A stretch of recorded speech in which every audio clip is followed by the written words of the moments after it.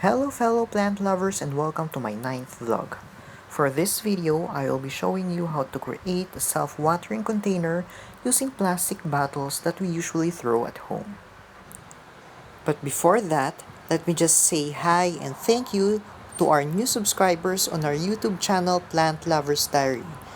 If you have not subscribed yet, you may click on the subscribe button below and the notification bell so you'll be notified for our new gardening videos. Please also watch the video until the end so you'll see the final product. Now going back, the materials we need for this project are: number 1 is the empty plastic bottle. You may use larger size if it's available at your home. Second is the scissor.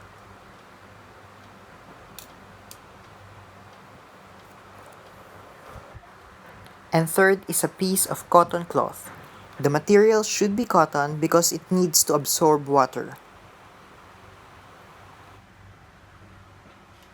The first step we need to do is to put a hole at the center of the bottle cap using the scissor.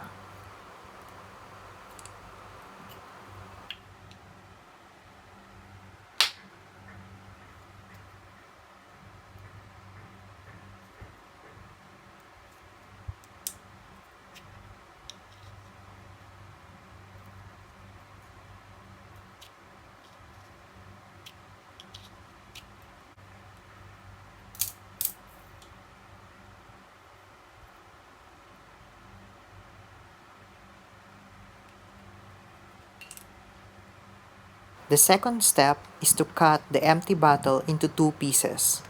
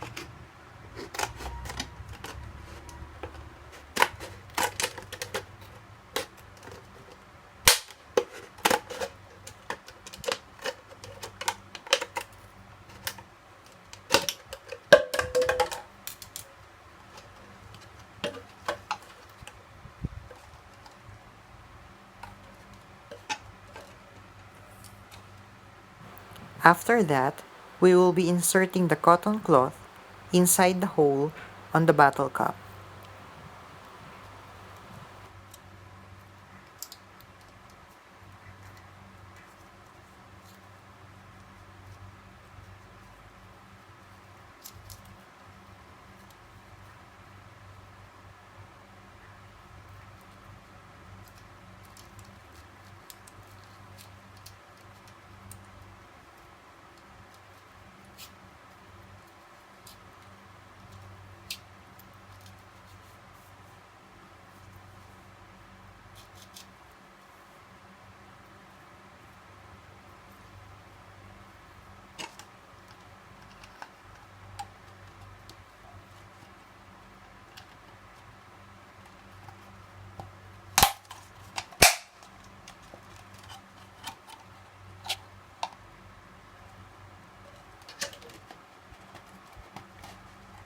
We are now done with the actual self-watering container.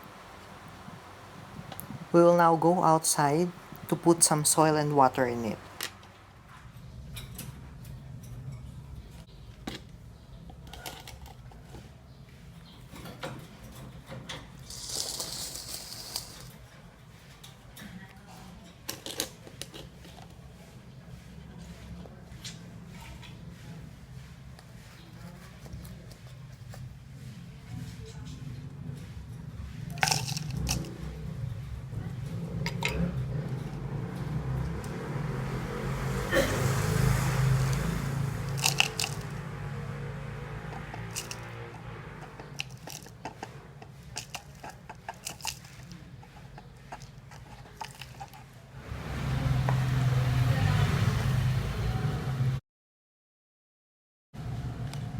Slightly pull the cotton cloth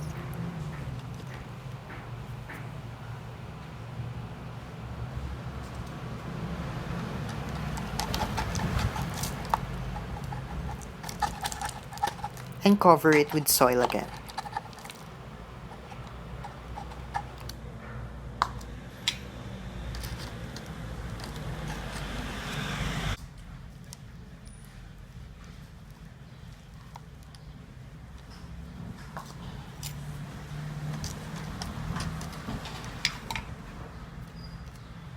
After putting the soil, we will set it aside and we will pour in water on the second piece of the empty plastic bottle and also a little bit on the soil.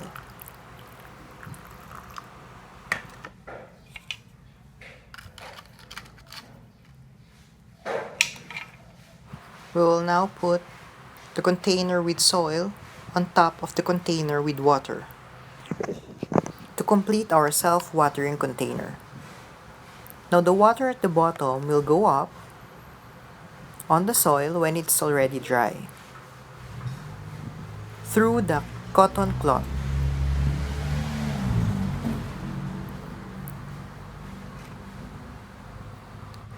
With that said, you don't need to water your plants every day because it will automatically absorb water from the cotton cloth that we used.